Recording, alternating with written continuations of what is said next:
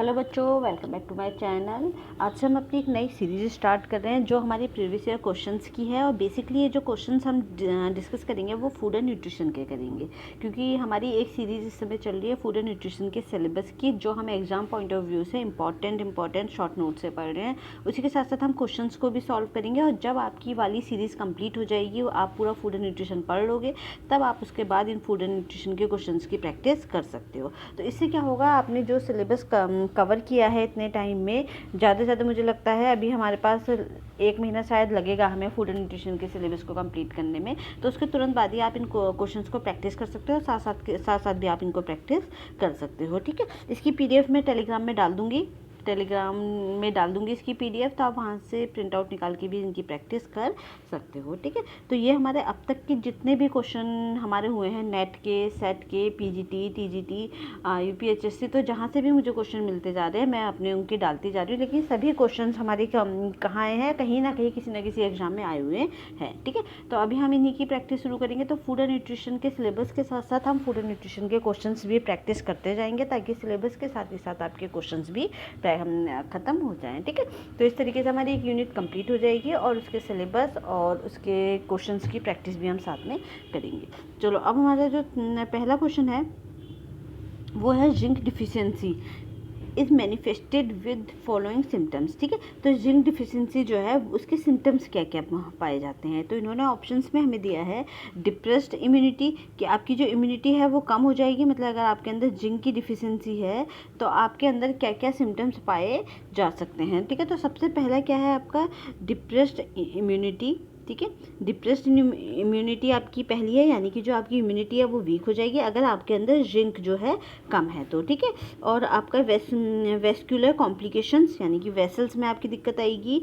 Diarrhoea हो गया आपका, डायरिया हो गया। इसके अलावा एनीमिया या फिर रिप्रोडक्टिव फेलियर। हमारे पास लगभग 5 ऑप्शंस हैं, हमें क्या करना है, इन 5 ऑप्शंस में से आंसर को ढूंढना है। ठीक है, तो इसमें आप अगर देखोगे कि जिंक की डिफिशियंसी से हमारे अंदर क्या क्या प्रॉब्लम्स आ सकती हैं। आपने देखा होगा कि जिंक हमारे लिए किसके लिए इम्पॉर्टेंट होता है, एक तो इम्यूनिटी के लिए इम्पॉर्टेंट होता है। जब हम जिंक क्या है, हमारा एक मिनरल है। ठीक है, जब हम एक मिनरल्स पढ़ेंगे तब उसके अंदर हमें जिंक हम पढ़ेंगे। ठीक है, या फिर अगर पढ़ चुके हैं तब आप देख लीजिएगा इन वीडियो में। तो मिनरल्स होता है जिंक। जिंक की क्या मेन काम क्या होता है, जिंक का इम्यूनिटी देना। जैसे कि आपने देखा होगा कोविड के टाइम पे डॉक्टर सजेस्ट करते थे कि आपको क्या लेनी है, जिंक की टैबलेट भी साथ साथ में लेनी है, क्योंकि वो क्या करती थी, आपकी इम्यूनिटी को स्ट्रॉन्ग करती थी। तो सबसे बड़ा जो इसका फंक्शन है वो क्या है, इम्यूनिटी देना। तो इसका इम्यूनिटी देना अगर जिंक का फंक्शन है, तो अगर हमारे अंदर जिंक की कमी है तो सबसे पहले क्या होगा, हमारा इम्यूनिटी जो होगी वो हमारी कम हो जाएगी। ठीक है, तो सबसे पहला हमारा क्या आएगा, इम्यूनिटी कम होना। ठीक है, इसका पहला आंसर है इम्यूनिटी, यानी कि डिप्रेस्ड इम्यूनिटी। इम्यूनिटी हमारी कम हो जाएगी। दूसरा है डायरिया हो सकता है इसके कमी से हमें। और हमारा रिप्रोडक्टिव फेलियर इसमें देखने को मिलता है। रिप्रोडक्टिव फेलियर को देखने को मिलता है क्योंकि ये क्या करता है, DNA और RNA बनाने का काम करता है। ठीक है, जिंक से हमारा DNA और RNA बनाने में भी हेल्प करता है। तो हमारे आंसर्स क्या होंगे, आंसर्स हैं हमारे फर्स्ट, थर्ड और फिफ्थ। ठीक है, तो इसका जो कोड होगा वो कोड क्या आएगा, फर्स्ट, थर्ड और फिफ्थ। नीचे आए होंगे कई सारे कोड दिए होंगे, आपको उन कोड में से चेक करना होगा कौन सा कोड आपका सही है। तो इसका सही आंसर क्या हो गया, आपका सही आंसर हो गया आपका डिप्रेस्ड इम्यूनिटी। ठीक है, डायरिया और आपका रिप्रोडक्टिव फेलियर। ठीक है, आपके 3 आंसर इसमें आएंगे, इसको रख लीजिएगा, ये क्वेश्चन आता है एग्जाम में। ठीक है, इसके बाद नेक्स्ट हमारा फॉलोइंग है क्लास 1 प्रिजर्वेटिव्स इन फूड। अब क्लास 1 प्रिजर्वेटिव का मतलब क्या होता है, जब भी हम कोई फूड आइटम बनाते हैं तो हम क्या करते हैं, उसमें प्रिजर्वेटिव के लिए कोई फूड आइटम को यूज़ करते हैं। ठीक है, प्रिजर्वेटिव का मतलब ये है, जैसे कि अगर मैंने जैम बनाया तो मैं जैम में थोड़ा सा कोई प्रिजर्वेटिव आइटम्स डाल दूँ, जिससे क्या होगा, वो प्रिजर्वेटिव आइटम जल्दी ख़राब नहीं होगा, जैम लंबे समय तक चलता रहेगा। आपको पता ही है, जैम अगर हम बिना प्रिजर्वेटिव आइटम के बनाएंगे तो वो क्या होगा, जल्दी ख़राब हो जाएगा, क्योंकि पेरिशेबल फूड है। तो इसमें क्या है, हमारा फॉलोइंग आर क्लास 1। अब हमारे जो प्रिजर्वेटिव से 2 होते हैं, क्लास 1 प्रिजर्वेटिव होता है, क्लास 2 प्रिजर्वेटिव होता है। तो क्लास 1 प्रिजर्वेटिव में वो आएगा जो हमारा क्या है, नेचुरल होते हैं, जैसे सॉल्ट। ठीक है। सॉल्ट हो गया, डेक्सट्रोज हो गया, एसिटिक एसिड हो गया और हमारा स्पाइसेस हो गए, ठीक है। आपने देखा होगा जब हम अचार बनाते हैं तो अचार में बहुत तेल डालते हैं हम, ठीक है, ऑयल में उसको डिप कर देते हैं हमारी जो स्लाइस होती है अचार की, ताकि क्या होगा, और वो क्या करेंगे, अचार को ख़राब होने से बचाती है, किसके थ्रू, ऑस्मेटिक प्रेशर बना करके, ठीक है। ऑस्मेटिक प्रेशर मैंने अपनी क्लास में पढ़ाया हुआ है। तो ऑस्मेटिक प्रेशर बनाती हैं वो, ऑस्मेटिक प्रेशर के चलते क्या हो जाएगा, हमारे अचार में ख़राब नहीं होगा। इसी तरीके से हम चीनी को भी यूज़ कर सकते हैं, मुरब्बा, जैम, जेली में हम शुगर को यूज़ करते हैं, ठीक है। इसी तो हमारा जो सॉल्ट हो गया, ऑयल हो गया और शुगर हो गई, ठीक है। तीन हमारे क्या हैं, हमारे क्लास 1 प्रिजर्वेटिव में आते हैं, ठीक है। तो सॉल्ट हो गया हमारा इसका पहला आंसर। पहला आंसर क्या हुआ इसका, सॉल्ट, ठीक है। दूसरा है इसका डेक्सट्रोज, तीसरा आंसर है इसका एसिटिक एसिड और हमारा स्पाइसेस, ठीक है। फोर्थ आंसर है इसका स्पाइसेस। अब इसमें देखो बाकी सारे हमारे क्या है, घर में हम यूज़ करते हैं। डेक्सट्रोज हमारी जो सिंपल जो चीनी होती है, सॉल्ट हो गया, डेक्सट्रोज हो गया, एसिटिक एसिड हो गया और स्पाइसेस हो गया, ठीक है। एसिटिक एसिड हम विनेगर को बोलते हैं, ठीक है। तो एसिटिक एसिड हो गया हमारा, स्पाइसेस हो गया। तो ये सब चीज़ें हमें क्या करती हैं, ये हमारे खाने को ख़राब होने से बचाती हैं। तो बाकी सब सिंपल है, सिर्फ एसिड जो है वो हमारा एक इसमें अकेला है, एसिटिक एसिड। तो ये हमारे क्लास 1 प्रिजर्वेटिव है और सिर्फ हमारा क्या आता है, एसिटिक एसिड आता है, बाकी कोई भी एसिड नहीं आता। बाकी जितने भी एसिड होंगे, जैसे हमारा बेंजोइक एसिड वगैरह है, ये सब हमारे क्लास 2 प्रिजर्वेटिव में आते हैं। क्लास 2 प्रिजर्वेटिव वाले मेथड्स आते हैं जो हम केमिकल्स डाल देते हैं, ठीक है। आपने देखा होगा थोड़ा सा जैम में केमिकल डाल दो तो वो क्या, कोई प्रिजर्वेटिव केमिकल डाल दो तो जैम ज़्यादा समय तक जाएगा। लेकिन साथ ही साथ हम चीनी, उसमें जो चीनी पे के बेस पे ही हम जैम बना रहे हैं, तो वो हमारा किस में आएगा, वो हमारा आएगा क्लास 1 प्रिजर्वेटिव में, ठीक है। तो ये हमारा सेकेंड क्वेश्चन था, एग्जाम में आया हुआ है। और ये सबको पता है प्रिजर्वेशन के लिए हम कौन से टेक्निक को मेथड को यूज़ करते हैं, ऑस्मेटिक प्रेशर को। तो ऑस्मेटिक प्रेशर मैंने अपनी वीडियो में पढ़ाया हुआ है, उसमें आप देख लीजिएगा, ठीक है।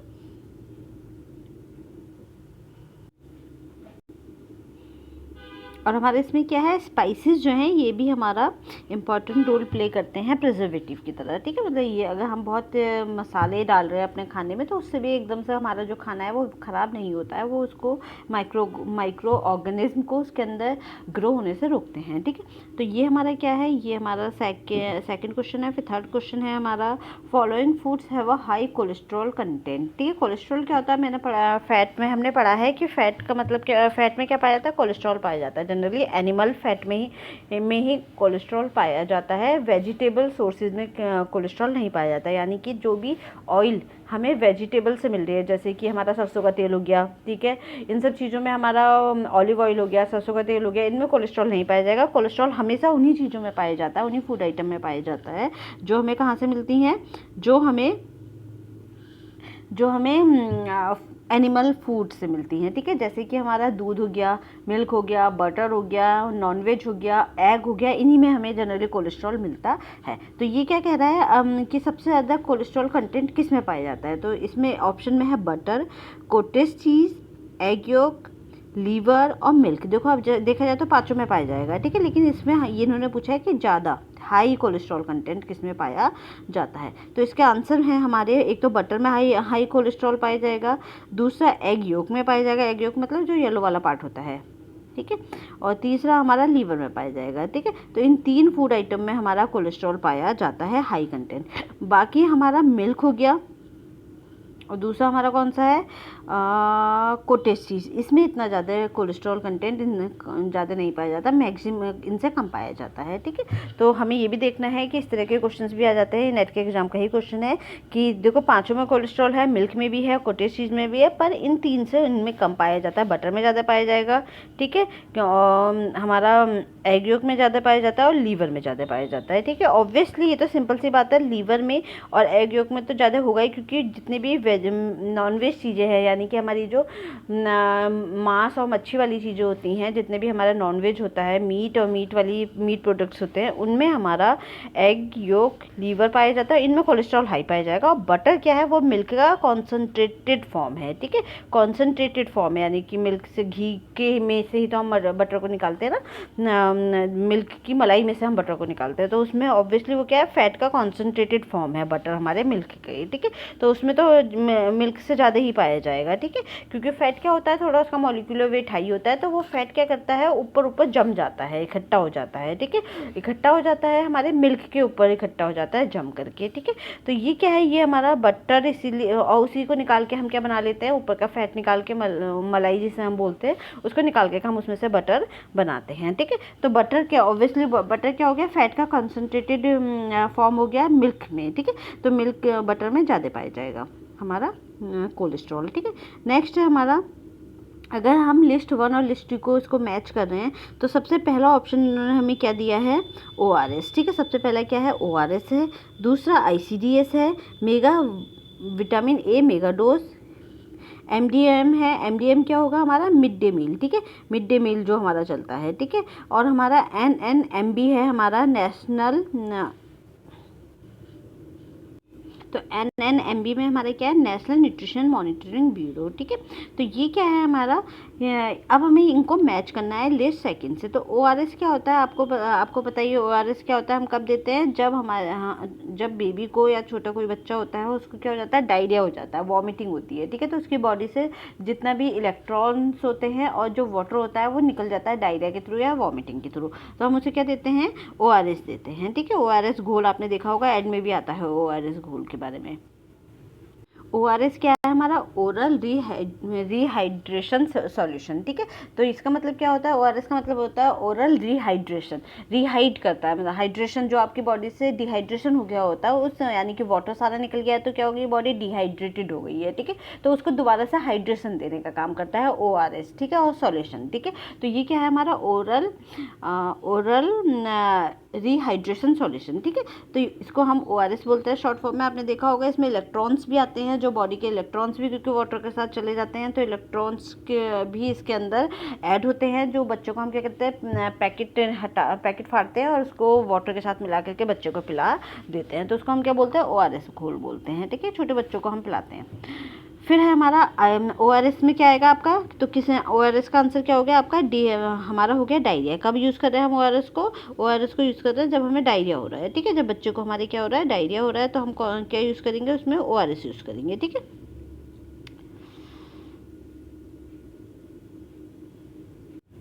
तो ORS में हम किस में यूज़ कर रहे हैं, डायरिया के केस में हम ORS को यूज़ कर रहे हैं, ठीक है। तो डायरिया के केस में, अब इसमें जो इसी में है हमारा ICDS। नेक्स्ट है हमारा ICDS integrated child development service, ये सबको पता है, ये हमारे आंगनवाड़ी वगैरह चलते हैं इसके अंदर। तो ये हमारा क्या है, इंटीग्रेटेड चाइल्ड डेवलपमेंट सर्विसेज, ठीक है। तो इसकी ये कब हम यूज़ करते हैं, ये हम यूज़ करते हैं 6 मंथ से 6 ईयर तक के बच्चे के लिए, ठीक है। ये किसको सर्विसेज प्रदान करता है, 6 मंथ से 6 ईयर के जो बच्चे होते हैं, 6 महीने से लेकर के 6 साल तक के बच्चों को सर्विसेज ये देता है ICDS के थ्रू, ठीक है। विटामिन ए मेगा डोज हम कब देते हैं, जब बच्चा हमारा क्या होता है, 9 मंथ का होता है, ठीक है। जब 9 मंथ का बेबी है तो उस समय हमें उसे क्या देंगे, विटामिन ए की मेगा डोज देंगे, ठीक है। और MDM हमारे मिड डे मील जो होती है, कौन से बच्चों के लिए यूज़ होती है, स्कूल चिल्ड्रन के लिए, जो बच्चों को स्कूल में खाना मिलता है ना, छोटे बच्चों को मिड डे मील में, तो वो क्या है, स्कूल चिल्ड्रंस के बच्चों के लिए ये मिड डे मील चलता है, ठीक है। NNMB में हमारा क्या है, NNMB में है हमारा नेशनल न्यूट्रिशन मॉनिटरिंग ब्यूरो में हमारा, इसमें ये क्या काम करता है, रिपीट न्यूट्रिशनल सर्वे, ये न्यूट्रिशनल सर्वे को रिपीट करने का काम करता है, मतलब कि बार बार न्यूट्रिशन सर्वे देता है, ठीक है। न्यूट्रिशनल सर्वे करने का काम है हमारा NNMB का, नेशनल न्यूट्रिशन मॉनिटरिंग ब्यूरो, इनका काम होता है, ये सर्वे करते रहते हैं, देखते रहते हैं कि हमारा न्यूट्रिशनल स्टेटस में हर एज ग्रुप में कुछ इम्प्रूवमेंट हुआ है या किस कैटेगरी में हम आ रहे हैं न्यूट्रिशनल स्टेटस के में, ठीक है। चलो ये हमारा क्या हो गई, ये है हमारी नेक्स्ट।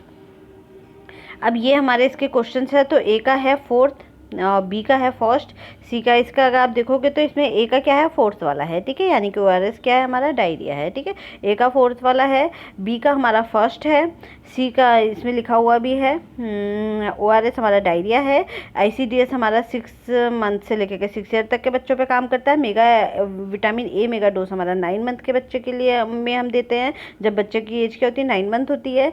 MDM है हमारा मिड डे मील है हमारा स्कूल चिल्ड्रन के लिए, और NNMB है हमारा जो न्यूट्रिशन सर्वे करते हैं ये लोग, ठीक है। तो ये इसका कोड आएगा नीचे, ये हमने पीछे कर रखे हैं, ठीक है, सॉल्व।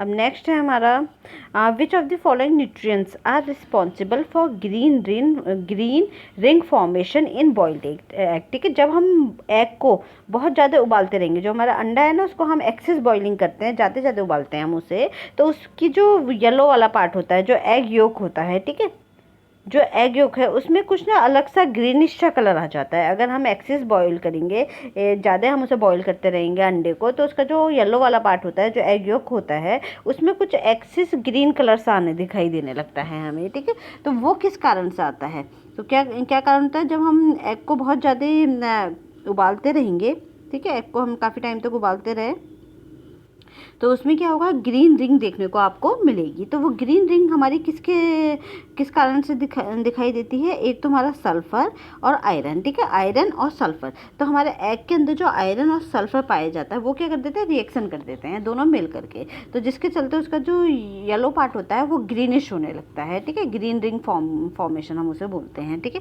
तो किसके कारण होता है, एक तो वो होगा हमारा आयरन के कारण, आयरन के कारण,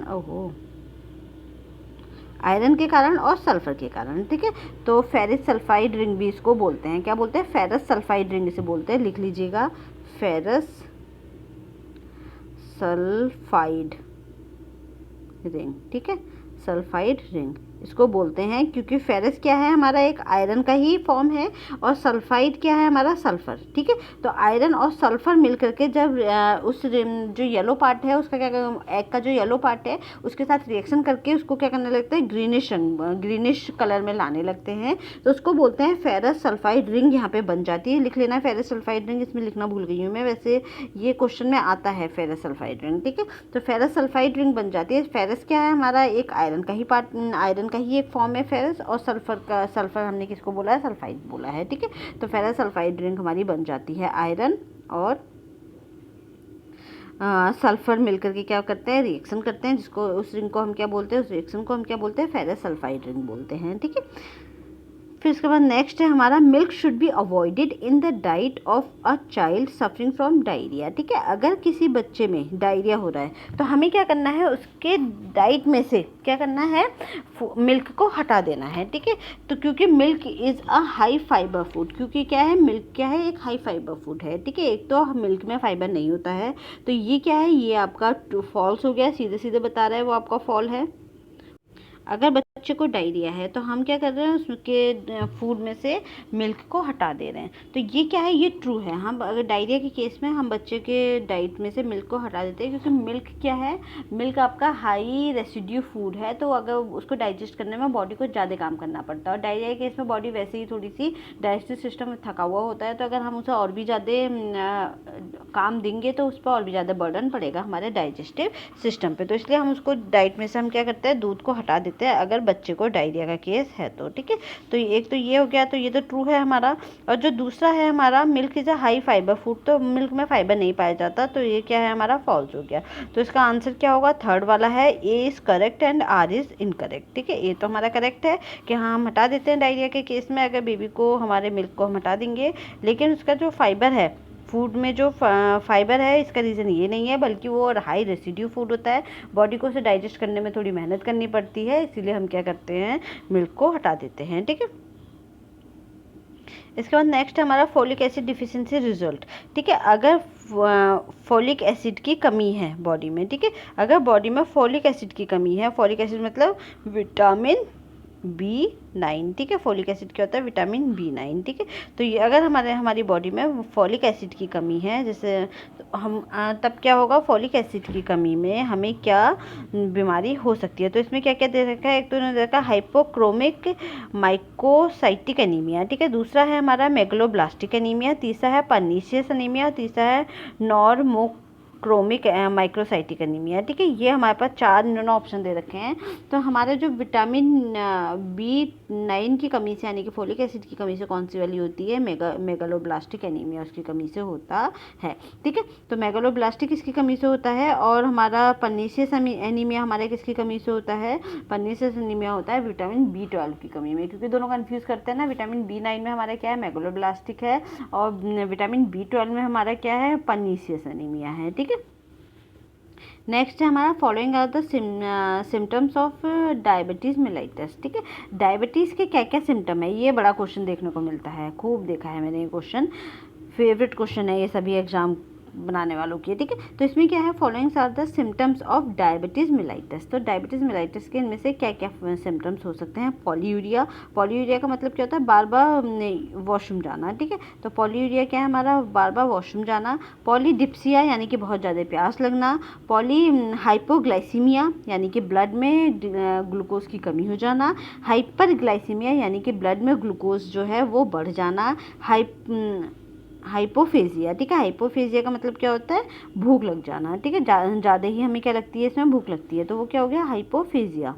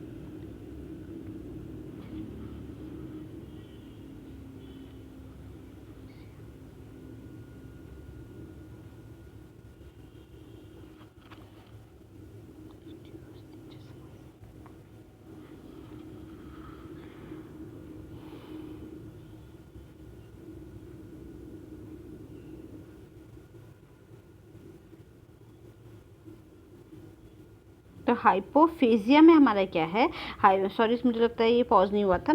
तो हाइपोफेजिया में हमारा क्या है, हाइपो का मतलब होता है कम, फेजिया का मतलब होता है भूख लगना, यानी कि भूख का कम लगना। अगर हाइपरफेजिया होता है तो मतलब कि ज़्यादा भूख लगना। तो आपके डायबिटीज़ के केस में क्या होता है, तो यूरिन आपको बार बार आपको यूरिन करने जाना पड़ता है, वॉशरूम जाना पड़ता है, ठीक है। और पॉलीडिप्सिया में क्या होता है, अगर ज़्यादा आप वॉशरूम जाओगे तो ऑब्वियसली आपको क्या लगेगी, ज़्यादा प्यास भी लगेगी, क्योंकि बॉडी से क्या हो रहा है, वाटर रिमूव हो रहा है, ठीक है। हाइपोग्लाइसीमिया में क्या होगा, ब्लड में क्या होता है, ग्लूकोज की कमी हो जाना। तो हाइपोग्लाइसीमिया ये होता है। और हाइपरग्लाइसीमिया में क्या होता है, ब्लड में ग्लूकोज ज़्यादा हो जाना, ठीक है। और हाइपोफेजिया क्या हो गया, भूख का कम लगना। तो हाइपोफेजिया नहीं होता, हाइपरफेजिया तो इसमें हो सकता है कि आपको भूख ज़्यादा लगे, ठीक है। तो ये इसका ऑप्शन नहीं होगा हाइपोफेजिया, क्योंकि डायबिटीज़ वाले को क्या लगती है, भूख ज़्यादा लगती है, ठीक है। डायबिटीज़ वाले को भूख ज़्यादा लगती है, तो हाइपोफेजिया इसका नहीं है आंसर, ठीक है। क्योंकि हाइपो का मतलब क्या होता है, कम भूख लगना, लेकिन ये इसका आंसर नहीं होगा, क्योंकि डायबिटीज़ में क्या होता है, भूख ज़्यादा लगती है।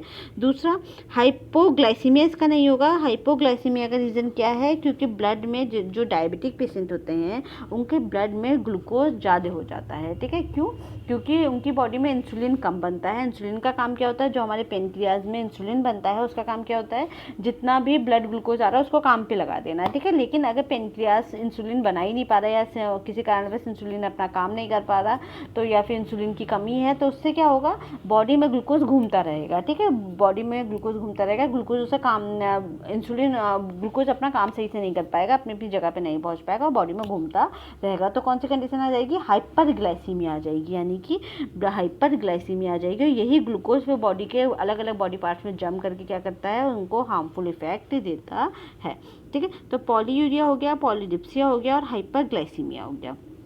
तो बेसिकली हमारे पास 3 इसके आंसर आ गए। तो डायबिटिक के केस में एक तो आपको बार बार यूरिन होती है, दूसरा आपको डिप्सिया, आपको प्यास बहुत लगती है, पॉलीडिप्सिया हो गया, तीसरा है हमारा हाइपरग्लाइसीमिया, यानी कि आपका जो ब्लड ग्लूकोज लेवल है, ब्लड के अंदर जो ग्लूकोज लेवल है वो बढ़ जाता है, ठीक है। तो ये 3 इसके आंसर होंगे, ठीक है। तो इसका पहला आंसर है हमारा फर्स्ट, सेकेंड और हमारा फोर्थ, ठीक है। ये हमारे इसके आंसर्स हैं। पता नहीं चलेगा जब। फिर नेक्स्ट है हमारा, अगर हम देखें कि कोलेस्ट्रॉल का सीरम में क्या डिज़ायरेबल लेवल होता है, ठीक है, कि हमारे ब्लड में कितना कोलेस्ट्रॉल होना चाहिए। तो कितना होना चाहिए, हमारे पास रेंजेस है 340 मिलीग्राम पर डेसीलीटर से कम होना चाहिए, 200 मिलीग्राम पर डेसीलीटर से कम होना चाहिए, 220 मिलीग्राम पर डेसीलीटर से कम होना चाहिए, 260 मिलीग्राम पर डेसीलीटर से कम ब्लड में हमारा होना चाहिए। अगर हम अपना कोलेस्ट्रॉल चेक कर रहे हो हमारे ब्लड में इससे ज़्यादा कोलेस्ट्रॉल लेवल है, एक लेवल से ज़्यादा, तो इसका मतलब क्या है, हमारे अंदर क्या हो सकती है, ओबेसिटी की शिकार हम हो सकते हैं, ठीक है। तो इसका आंसर क्या है, 200 मिलीग्राम पर डेसीलीटर से कम हमारा कोलेस्ट्रॉल लेवल होना चाहिए। किस केस में, डिज़ायरेबल केस है ये, ठीक है। अगर 200 से ज़्यादा है तो इसका मतलब क्या है, हम रिस्क केस में आ सकते हैं। इसका मतलब क्या है, बॉडी में क्या है, फैट इकट्ठा हो रहा है या हमारी वेसल्स में हमारा फैट इकट्ठा हो रहा है, ब्लड वेसल्स में, ठीक है। नेक्स्ट है हमारा, following is the richest source of omega 3 fatty acids, ठीक है। फैटी एसिड्स क्या होते हैं आपको बताइए, जब हम फैट्स पढ़ा है हमने, तो फैट में क्या देखा था, हमारे पास दो तरह के फैट थे, एक था सैचुरेटेड, एक है अनसैचुरेटेड। अनसैचुरेटेड में भी हमारे दो तरह के थे, मोनो अनसैचुरेटेड और पॉली अनसैचुरेटेड। पॉली अनसैचुरेटेड में भी हमारे दो तरह के थे, ओमेगा 3 और ओमेगा 6, ठीक है। तो ये जो है वो ओमेगा 3 वाला है, जिसमें ये बोला गया है कि ओमेगा 3 सबसे ज़्यादा किस में पाया जाता है, कोकोनट में, फ्लैक्सीड्स में, ऑलिव्स में या फिर ग्राउंडनट में। तो आप देखोगे तो जो हमारा सबसे ज़्यादा इसमें ओमेगा 3 फैटी एसिड्स पाया जाता है वो फ्लैक्सीड में पाया जाता है, ठीक है। ये हमें ऐसे के ऐसे ही याद करना है हर उसका, जैसे कि आपको देखोगे तो कोकोनट में कौन सा पाया जाता है, सैचुरेटेड फैट पाए जाते हैं, ये एग्जाम में आ जाते हैं। ऑलिव्स में हमारा म्यूफा पाया जाएगा, ठीक है। ग्राउंड नट्स में भी मुझे लगता है हमारा म्यूफा होगा, ठीक है। तो ये क्या है, ये हमारे कोकोनट, फ्लैक्सीड, ऑलिव ऑयल और ग्राउंडनट्स, ठीक है, इनमें से हमारा ओमेगा 3 किस में पाया जा रहा है, सबसे ज़्यादा फैटी एसिड्स में पाया जा रहा है, ठीक है, फ्लैक्सीड में पाया जा रहा है। इसका आंसर क्या होगा, आंसर सेकंड इज फ्लैक्सीड, ठीक है। नेक्स्ट है अब हमारा, following food have a glycaemic index more than 50%। तो 50% से भी ज़्यादा किसका ग्लाइसेमिक इंडेक्स होता है। जब हमने कार्बोहाइड्रेट पढ़ा था हमने देखा था कि तीन हमारे पास ग्लाइसेमिक की स्टेज होती है, एक है मोनो, नहीं सॉरी, कौन सा था, एक था हमारा सबसे कम वाला, फिर मीडियम और फिर हाईएस्ट ग्लाइसेमिक इंडेक्स, ठीक है। लोअर, मीडियम और हाई, ठीक है, तीन तरह के हमारे ग्लाइसेमिक इंडेक्स थे। तो कुछ फूड आइटम हमारे लो में आए थे, कुछ आइटम हमारे मीडियम में आए थे, कुछ हमारे हाई में आए थे, ठीक है। तो यही क्या था, ग्लाइसेमिक इंडेक्स हमारा ये कौन सा होगा, ये मीडियम वाला होगा। तो इसमें क्या है, हमारा ये पूछा गया है कि कौन सा फूड आइटम इसमें से 50% से ज़्यादा उसकी ग्लाइसेमिक इंडेक्स होता है। ग्लाइसेमिक इंडेक्स का मतलब ये था कि जो भी फूड आइटम मैं खा रही हूँ वो मुझे कितनी जल्दी टूट करके एनर्जी दे रहे हैं, वो कितना टाइम लगा रहे हैं। ये कार्बोहाइड्रेट में हम देख चुके हैं। तो हर फूड थोड़ा थोड़ा टाइम लेता है, जैसे कि अगर ग्लूकोज मैं लेती हूँ तो ग्लूकोज एकदम मेरी बॉडी में यूटिलाइज हो जाता है। बाकी अगर मैं कोई रोटी खा रही हूँ फाइबर वाली आटे की, तो क्या होगा, थोड़ा धीरे धीरे डाइजेस्ट होगा, तो उसका ग्लाइसेमिक इंडेक्स कम होगा, ठीक है, क्योंकि धीरे धीरे वो मेरे बॉडी में डाइजेस्ट होगा, धीरे धीरे मेरे बॉडी के ग्लूकोज को वो बढ़ाएगा, ठीक है। तो इसका आंसर क्या है हमारा, इसमें हमारे पास इन्होंने ऑप्शन दे रखे हैं, oats, rice, Apple, sweet potato और हमारा बनाना और राजमा, ठीक है। तो इसका पहला है राइस, इसका 50% से ज़्यादा होता है ग्लाइसेमिक इंडेक्स, ठीक है। स्वीट पोटैटो का 50% से ज़्यादा होता है और बनाना का हमारा 50% से ज़्यादा होता है। बाकी ओट्स हो गए, ठीक है, ओट्स हो गए, क्योंकि ऑब्वियसली ओट्स में क्या पाया जाता है, ज़्यादा फाइबर पाया जाता है, पल्सेज में भी ज़्यादा फाइबर पाया जाता है, ठीक है। तो ओट्स हो गए, पल्सेज हो गए और हमारा एप्पल हो गया, इनमें फाइबर ज़्यादा पाया जाता है, इसलिए इनको डाइजेस्ट करने में, तो जिसमें जितना ज़्यादा फाइबर होगा उसका जो ग्लाइसेमिक इंडेक्स है उतना ही कम हो जाएगा, ठीक है, क्योंकि उस टूटने में ज़्यादा टाइम लगेगा और वो बॉडी में ग्लूकोज उतने धीरे धीरे ही बढ़ाएगा, ठीक है। तो यही है हमारा इसके आगे। तो इसके ऑप्शन क्या होंगे, जिनका 50 से ज़्यादा है, यानी कि राइस हो गया, स्वीट पोटैटो हो गया, बनाना हो गया, क्योंकि इनमें फाइबर कम मात्रा में पाया जाता है, तो ये जल्दी डाइजेस्ट हो जाते हैं, ठीक है। तो फटाफट डाइजेस्ट हो जाएंगे, तो इनका ग्लाइसेमिक इंडेक्स भी क्या होगा, हाई होगा, ठीक है, जल्दी ये ग्लूकोज लेवल बढ़ाएंगे। फिर नेक्स्ट है हमारा, following are disorders of vitamin A deficiency. अब विटामिन ए की डिफिशियंसी क्या क्या होती है, तो ये विटामिन ए में जब हमने पढ़ा है, विटामिन में जब हम पढ़ेंगे, हमने पढ़ा है, तो उसमें क्या क्या है हमारा, एक तो ज़ीरोफ्थिलेमिया है, ठीक है। यूरोथेलेमिया में क्या होता है, आपकी जो आई का पोर्शन है वो क्या हो जाता है, ड्राई हो जाता है, ठीक है। नाइट ब्लाइंडनेस है, रात में आपको दिखाई नहीं देता। ऑस्टियोपोरोसिस, क्रेटिनिज्म और हमारा केराटोमलेशिया, ठीक है। तो इसमें से आप अगर देखोगे तो विटामिन डी ए की कमी में हमारा क्या क्या पाया जाता है। एक तो आपकी आँखों का जो वाइट वाला पोर्शन है जीरोफ्थिलेमिया, ठीक है, वो वाइट आई बॉल जो है वो क्या होने लगती है, ड्राई होना शुरू कर देती है, ठीक है। वो क्या होने लगती है, आई बॉल जो है वो आपकी ड्राई होने लगती है, रात को आपको दिखाई देना बंद हो जाता है, कम दिखाई देने लगता है आपको। और केराटोमलेशिया आपका जो आई का जो कॉर्निया है वो आपकी मेल्ट होने लगती है, ठीक है। ब्लाइंडनेस जिसे हम बोलते हैं, ब्लाइंडनेस जिसे हम बोलते हैं, ठीक है। तो ये हमारा हो गया, ये इसके आंसर्स ये हैं। आंसर 1 है जीरोफ्थिलेमिया, 2 है नाइट ब्लाइंडनेस, और हमारा 3rd है हमारा केराटोमलेशिया, ठीक है। यानी कि 5th ऑप्शन है, 5th नंबर में है केराटोमलेशिया, 3rd की जगह यहाँ 5th होगा। तो इसका कोड क्या होगा, 1, 2 और 5, ठीक है।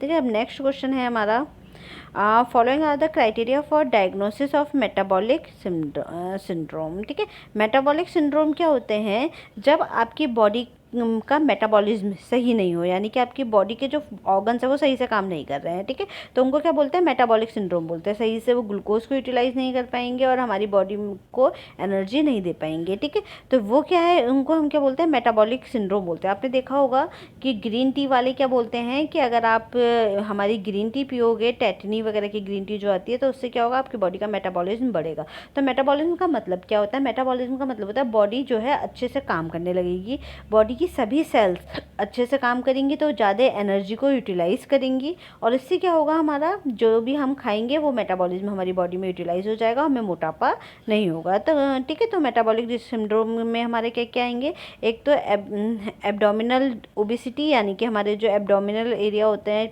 टमी वाला एरिया होता है, इसमें मोटापा बढ़ेगा आपका। फास्टिंग ग्लूकोज शुगर हमारा 100 मिलीग्राम पर डेसीलीटर से कम होगा, ठीक है। यानी कि जब आप कुछ नहीं खा रहे हो, सुबह आपने फास्टिंग टाइम पे बिना कुछ खाए सुबह अपना ग्लूकोज चेक करोगे तो 100 ग्राम पर डेसीलीटर से कम होगा। एलिवेटेड ब्लड प्रेशर, आपका जो ब्लड प्रेशर है वो बढ़ेगा अगर आपको मेटाबॉलिक डिसऑर्डर सिंड्रोम है, तो मेटाबॉलिज्म आपका सही से काम नहीं कर रहा। High density lipoprotein cholesterol level बढ़ेगा आपका, ठीक है।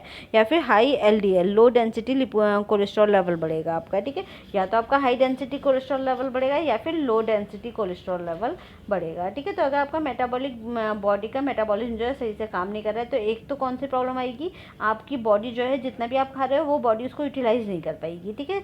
उसको एनर्जी नहीं दे पाएगी बॉडी, आपकी बॉडी को, और इससे क्या होगा, आपका जो भी आपने ग्लूकोज लिया है, जो भी आपने फैट लिया है, वो बॉडी में यूटिलाइज नहीं हो पाएगा। वो आपकी जो टमी वाला एरिया है, जो एब्डोमिनल वाला एरिया है, उस एरिया में क्या होगा, स्टोर होना शुरू हो जाएगा, जिसे हम मोटापा बोलते हैं, ठीक है।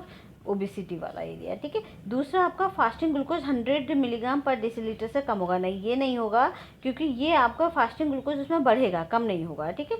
तो इसमें आपका एलिवेटेड ब्लड प्रेशर बढ़ेगा। हाँ, क्यों बढ़ेगा, क्योंकि जो आपने खाया है, जो आपका फैट है, जो आपका शुगर ग्लूकोज है, वो क्या होगा, आपकी जो ब्लड वेसल्स हैं उनमें जमा होने लगेगा, ठीक है, फैट के रूप में या प्लाक के रूप में। तो इससे क्या होगा, जो आपकी नसें हैं उनमें जब वो जमा होगा तो आपका जो हार्ट है उस पर प्रेशर पड़ेगा, तो यही क्या है, ब्लड प्रेशर आपका बढ़ जाएगा, ठीक है।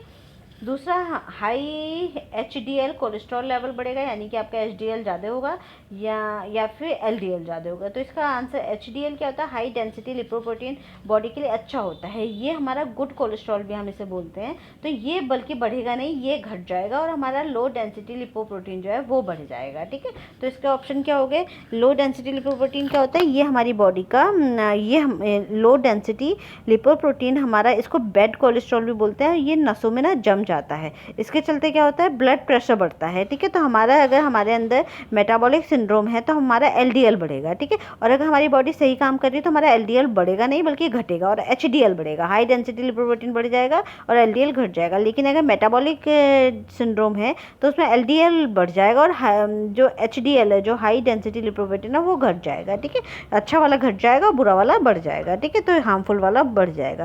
तो यही हमारा इसका आंसर क्या क्या होगा, एक तो एब्डोमिनल ओबेसिटी होगा, ठीक है, फर्स्ट वाला आपका ये बढ़ेगा, ब्लड प्रेशर बढ़ेगा, और आपका LDL बढ़ेगा, ठीक है। इसके 3 ऑप्शन है, फर्स्ट, थर्ड और फिफ्थ, ठीक है। तो फर्स्ट, थर्ड और फिफ्थ, एब्डोमिनल ओबेसिटी, दूसरा हमारा है एलिवेटेड ब्लड प्रेशर, और तीसरा है हाई HDL कोलेस्ट्रॉल लेवल। एक गलत लिख दिया है यहाँ पे, LDL होगा, ठीक है। ये गलत हो गया है, टाइपिंग मिस्टेक है, ये LDL होगा, ठीक है। तो इसमें क्या होगा, हाई LDL कोलेस्ट्रॉल लेवल, ठीक है। तो आपका LDL लेवल जो है वो बढ़ जाएगा। समझ में आया? तो ये आपके इसके आंसर्स हैं। फिर है following is not the methods of diet survey. Diet survey का मेथड नहीं है ये, ठीक है। डाइट सर्वे क्या करते हैं, जब हम डाइट का सर्वे करते हैं, लोगों को देखते हैं कि सामने वाले क्या क्या खा रहे हैं, तो उसमें क्या क्या है हमारा, एक तो फूड फ्रिक्वेंसी क्वेश्चनियर है FFQ, दूसरा फूड वेनमेंट है, 24 आवर रिकॉल मेथड है, और BMI है, ठीक है। तो इसमें से हमारा कौन सा मेथड डाइट सर्वे का मेथड नहीं है, डाइट स्टडी का मेथड नहीं है। तो इसमें से FFQ तो है ही, हम क्या करते हैं FFQ देते हैं, फूड फ्रिक्वेंसी क्वेश्चनर दे देते हैं सामने वाले को, वो भर के बता देता है कि कितने फूड आइटम हमने किस टाइम पे खाए हैं, ठीक है। फूड वेनमेंट है, इसको हम फूड के आइटम को वेट करते हैं कि उसका वेट निकालते हैं कि उसका फूड हमने कितना फूड खाया लिया है, ठीक है। 24 आवर रिकॉल मेथड है। 24 आवर रिकॉल मेथड में क्या है, 24 घंटे में हमने क्या क्या खाया है। तो ये 3 मेथड आपके डाइट सर्वे के मेथड हैं। BMI इसका मेथड आपका नहीं है, ठीक है। तो इसका आंसर क्या होगा, BMI होगा, ठीक है। बाकी ये तीनों आपके डाइट सर्वे के मेथड हैं, ठीक है। तो इसका आंसर क्या हो गया आपका, BMI में आंसर हो गया इसका, ठीक है। आंसर है BMI। BMI क्या होगा, बेसल मेटाबॉलिक इंडेक्स, नहीं BMI क्या था, बॉडी मास इंडेक्स, ठीक है। BMI होता है आपका बॉडी मास इंडेक्स। इसमें क्या होता है, आपका हाइट और वेट को हम कंपेयर करके निकालते हैं कि आप ओबेसिटी का शिकार तो नहीं हो, आप एक रेंज के अंदर आ रहे हो। तो अगर उस रेंज के अंदर आए तो वो ओबेसिटी में आओगे, नॉर्मल में आओगे, या फिर अंडर वेट में आओगे, ठीक है। तो BMI बॉडी मास इंडेक्स है, ये इसका हमारा डाइट सर्वे का मेथड नहीं है। बाकी तीनों हमारे क्या हैं, डाइट सर्वे के मेथड हैं, ठीक है। इसके बाद नेक्स्ट है, arrange in correct sequence the steps follow involve in conducting 24 hour dietary recall method. अगर मैं 24 आवर डाइटरी रिकॉल मेथड लगाती हूँ, 24 आवर डाइटरी रिकॉल मेथड का मतलब क्या है कि मैं अपने जो भी मेरा वो है, क्या बोलेंगे उसको, कस्टमर है या जो मेरा सैम्पल है, उससे मैं ये बोलूँगी कि आप उसको एक क्वेश्चन दूँगी, उससे पूछूंगी कि उसने क्या खाया था 24 घंटे में। वो मुझे सब बताएगा कि पिछले 24 घंटे में उसने क्या क्या खाया था, ठीक है। तो इसको करने के लिए मेरे पास क्या मेथड है, इस स्टडी मेथड को लगाने के लिए मुझे किस किस स्टेप में लगाना चाहिए। तो इन्होंने क्या क्या दे रखा है, standardization of recipe, collect information of all the food and beverages eaten by the respondent in the previous 24 hour using standardized equipment, ठीक है। हम क्या करेंगे, ये देखेंगे कि जो भी हमारा रिस्पोंडेंट है, जो भी हमारा सैंपल है, जिस भी व्यक्ति पे हम स्टडी कर रहे हैं, उसने पिछले 24 घंटे में क्या क्या खाया था, ठीक है। ये देखेंगे हम। Preparation and pre testing of questionnaire, हम अपना क्वेश्चनर बनाएंगे और उसकी प्री टेस्टिंग करेंगे। इसके बाद 4th नंबर पर इन्होंने दिया है, calculate energy and nutrients using food composition table. जो भी उसने खाया है उसको हम क्या करेंगे, ये देखेंगे कि जो भी उसने खाया उसमें कितनी एनर्जी और कितनी न्यूट्रिएंट्स उसको मिली है। इसके लिए टेबल बनी हुई आती है, उस टेबल से हम क्या कर लेंगे, उसको कंपेयर कर लेंगे। तो चार्ट बना हुआ आता है पूरा कि अगर मैंने 1 कटोरी खाई है तो मुझे इतने ग्राम क्या मिलेगा, प्रोटीन मिलेगा। तो मैं ये सब उसका चेक कर लूँगी कि उसने अगर कटोरी खाई थी, 1 कटोरी दाल खाई थी, तो उस 1 कटोरी दाल में उसको 24 ग्राम प्रोटीन मिला होगा, ठीक है। तो इस तरीके से मैं उसको कंपेयर कर लूँगी। Compare energy and nutrients intake with the RDA। अब मैं देखूँगी कि उसने 1 कटोरी दाल जो ली है और उसको कितने प्रोटीन चाहिए था, ठीक है। मैंने देखा कि प्रोटीन सिर्फ वो थोड़ी सी दाल ही लेता है, बल्कि उसकी प्रोटीन की रिक्वायरमेंट कितनी है, 50 ग्राम पर डे है, पर उसकी कितनी ऊपर। तो मैं कंपेयर करूँगी कि दिन भर में उसने अगर 2 कटोरी दाल खाई है तो उसकी 50 ग्राम रिक्वायरमेंट पूरी हो रही है या नहीं हो रही है, ठीक है। Convert the amount of food and beverages consumed into amount of raw material food, ठीक है। तो इसमें क्या करूँगी मैं, convert the amount of food and beverage consumed into amount of raw food. जो भी मेरे पास फूड आइटम आया है उसको मैं देखूंगी कि उसने उसको किस में कन्वर्ट करूंगी। 1 कटोरी दाल आई है तो मैं ये देखूंगी कि रॉ फूड में वो कितना दाल का अमाउंट होगा, ठीक है। तो ये है हमारे। अब इसका करेक्ट सीक्वेंस में हमारे पास क्या क्या है, सबसे पहला करेक्ट सीक्वेंस होगा, सबसे पहले मुझे क्या करना है, अपने क्वेश्चनर को बनाना है, उसको प्री टेस्ट करना है, ठीक है। प्री टेस्टिंग मतलब जो क्वेश्चनर मैंने बनाया है उसको बहुत कम लोगों पे मैं एक बार अप्लाई करके देख लूँगी। अगर उनके कुछ सजेशन होंगे, मुझे उसमें कुछ कमी लगेगी तो उन कमी को पूरा करने के बाद मैं अपने असली सैंपल पर उसको लगाऊंगी, ठीक है। तो preparation and pre testing of questionnaire, सबसे पहले मैं क्वेश्चनर बना लूँगी, ठीक है। फिर मैं क्या करूँगी, collect information of all the food and beverages eaten by the respondent in previous 24 hour using standardized equipment, ठीक है। सबसे पहले उसका क्वेश्चनर बनाने के बाद मैं अपने रिस्पोंडेंट के पास जाऊँगी, उस क्वेश्चनर को लगाऊंगी और उससे पूछूंगी कि उसने 24 घंटे में क्या क्या खाया है। उस क्वेश्चनर में यही लिखा हुआ होगा कि आपने सुबह क्या खाया था, कितनी कटोरी दाल खाया था, ये सब उस क्वेश्चनर में होगा, ठीक है। फिर उसके बाद स्टैंडर्डाइजेशन ऑफ रेसिपी, फिर मैं क्या करूँगी, रेसिपी का स्टैंडर्डाइजेशन करूँगी। मतलब कि अगर दाल उसने खाई है तो इसका मतलब क्या है, दाल में उसको कितनी उसने दाल ली थी, उसमें क्या क्या उसको कितना ग्राम उसने दाल लिया है, कितना ग्राम सब्जी लिया है, उसके हिसाब से मैं उसको स्टैंडर्डाइज कर लूँगी कि इतना ग्राम इसने दाल ली है, इतनी ग्राम इसने सब्जी ली है, ठीक है। तो इसको convert the amount of food and beverages consumed into amount of raw material, ठीक है। स्टैंडर्डाइज रेसिपी करने के बाद मुझे क्या देखना है, जो भी उसने खाया है उसको कितना, उसको फिर मैं किस में कन्वर्ट करूँगी, रॉ मटेरियल में कन्वर्ट करूँगी। कि अगर 1 कटोरी दाल उसने ली है, 100 ग्राम का कटोरी है, और उसमें मैं ये देखूँगी कि 20 ग्राम क्या है उसमें वाटर है, तो कितने ग्राम हो गई, 80 ग्राम दाल उसने खाई होगी। तो रॉ मटेरियल कितना हो गया, 80 ग्राम दाल हो गई, ठीक है। उसके बाद calculate energy and nutrients using food composition table. अब मैं देखूंगी कि इसने 80 ग्राम दाल खाई है, तो 80 ग्राम दाल में कितना प्रोटीन होगा, ठीक है। तो 80 ग्राम दाल में मान लीजिए 20 ग्राम प्रोटीन अगर आ रहा है। उसके बाद फिर मैं देखूंगी कि इसको compare energy and nutrients intake with RDA. फिर जो आरडीए टेबल आती है, जो हमारी गवर्नमेंट टेबल इशूज़ करती है, जो एक चार्ट बना के देती है, वो कि इतने हर व्यक्ति को इतना इतना ग्राम हमें खाना चाहिए। जैसे अभी NIN ने दिया है, निन ने दिया है, नेशनल इंस्टीट्यूट ऑफ न्यूट्रिशन वालों ने दिया है। तो उसमें क्या है, 48 ग्राम के आसपास प्रोटीन एक एडल्ट को लेना चाहिए, ठीक है। 45 ग्राम या 48 ग्राम के आसपास लेना चाहिए। फिर मैं कंपेयर करूँगी कि इतना ही प्रोटीन क्या वो उसने लिया है आज दिन में या फिर नहीं लिया है, ठीक है। ये पूरा मेथड है। तो सबसे पहले preparation and pre testing of questionnaire होगा, क्वेश्चनर की प्रिपरेशन करनी है, ठीक है। और फिर उसको प्री टेस्ट करना है। Collect information of all the foods and beverages eaten by the respondent in previous 24 hours using standardized equipment, ठीक है। स्टैंडर्डाइज्ड इक्विपमेंट के थ्रू मैं ये देखूंगी कि उसने 24 घंटे में क्या क्या खाया है, ठीक है। फिर उस रेसिपी को स्टैंडर्डाइज करूंगी कि अगर इसने खिचड़ी खाई है तो उस खिचड़ी में कितने ग्राम प्रोटीन होगा, कितना उसने दाल लिया होगा, कितना उसने चावल लिया होगा। फिर उसको मैं क्या करूँगी, कन्वर्ट करूँगी रॉ मेटेरियल फूड में, कि इतने कटोरी उसने चावल लिए, इतना कटोरी उसने दाल लिया, तो रॉ में कन्वर्ट करूँगी, ठीक है।